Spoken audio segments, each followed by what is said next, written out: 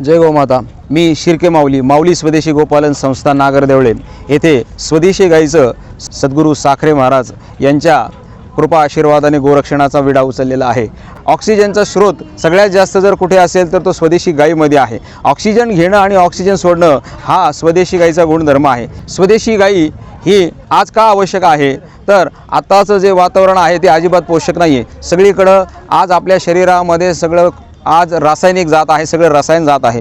पण गाईच्या शेणामध्ये, गाईच्या गोमूत्रामध्ये असे काही एक घटक आहेत, असे काही पदार्थ आहेत की आपल्या शरीरामध्ये असलेले जे विषारी द्रव्य आहे, जे टॉक्सिन आहे ते काढायचं काम फक्त गोमूत्र करतं आणि त्याच्यानंतर दह्या दुधाने आपली रोगप्रतिकार शक्ती टिकू शकते।